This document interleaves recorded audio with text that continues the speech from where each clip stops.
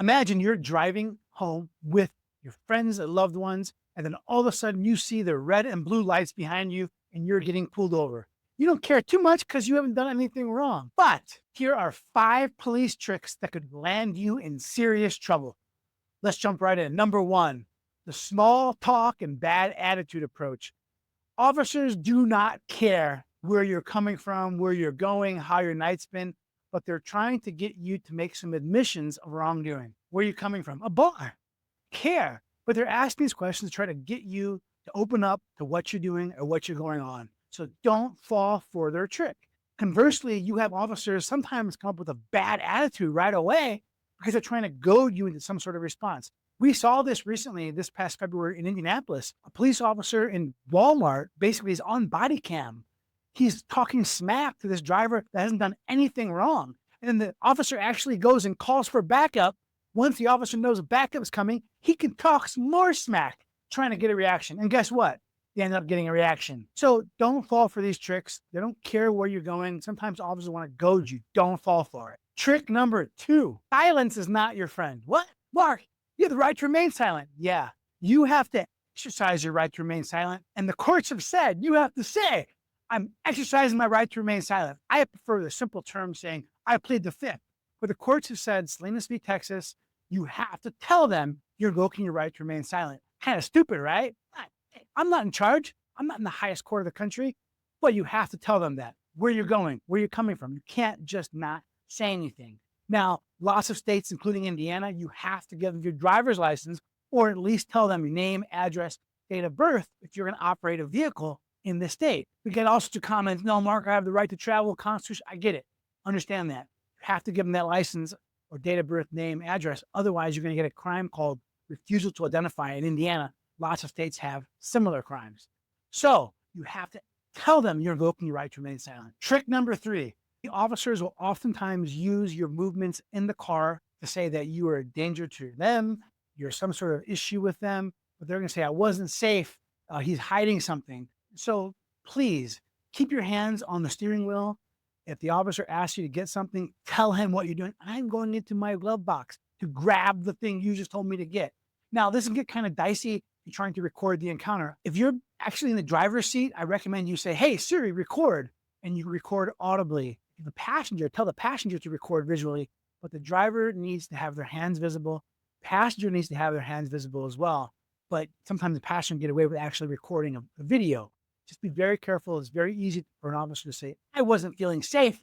And because of that, I want more. I want them out of the car. I want to search the car. They're hiding something. But it's very easy for an officer to have someone get out of the vehicle. Pennsylvania v. Mims, you have to get out of the car if they ask you to. So please, we always get comments, I don't got to get out of the car. They can't pull me. Please get out of the car.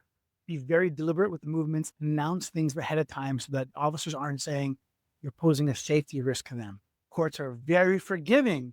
As soon as officers say those magic words, officer safety, almost anything goes if they're saying officer safety.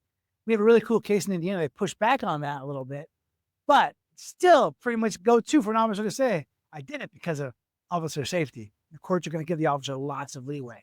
Trick number 4, this car search. They're going to do everything they can to get you to consent to search your vehicle. There's 2 questions that they ask in order to do this. Anything illegal in the car? No, officer, nothing illegal. Then you wouldn't mind me searching the car.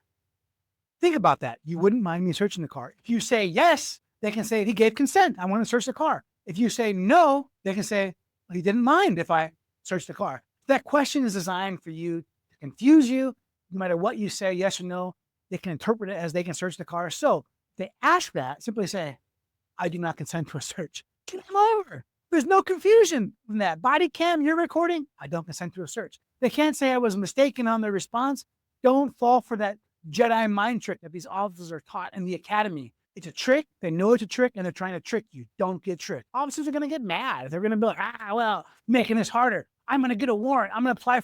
They're asking for your consent. They probably don't have enough for a warrant. And then if you consent to a search, consent cures almost any issue. So they shouldn't have asked you in the first place. If you consent, of course you can be like, you consented, Mark. Come on. Also, they're going to hold you at the side of the road. They're going to search the hell out of your car, dumping things out, getting all in your business. And then you don't know what other people brought into your car. You have no idea. Your little cousin that borrowed the vehicle, your friend that whatever. You don't know if they'll bring your vehicle. And then I bet you $100 you don't inspect your vehicle after you give a ride to somebody. Please don't consent to a search. Now, if you don't consent to a search, they could possibly still search the vehicle with automobile exception to the warrant requirement, but there's lots of requirements for that. Have to have probable cause. The vehicle can't be on your curtilage, your driveway, front yard. The vehicle has to be apparently able to run and drive. And then they have to search in a manner that would only be okay if they did have a search warrant. Those are lots of things they have to do right. And if you don't consent, those are 4 things that I get to attack. Please don't consent to a search. Number 5, this drug dog situation. They're going to say, hey, I'm going to get a drug dog over here. If you don't consent, I'm just going to call down Fido. He'll come on running down here, search the car. Listen, they can't prolong the traffic stop any longer than a normal traffic stop to get a drug dog on scene. If you're unlucky enough and the drug dog is in the car that you got pulled over, well, they can do a drug dog search. So let them know. Say, okay, officer, let me know when I'm free to leave. I want to leave. And that way it lets them know they're on the clock.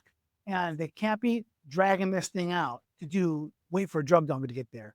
Now, if a drug dog does come, or if the stop is taking longer than you think necessary, remember, please record the encounter. You can't do it visually, do it at least audibly, announce the time, 15 minutes, what's going on. And if the dog does get there, you want to record that vehicle. You want to tell the officers, I do not consent to this search.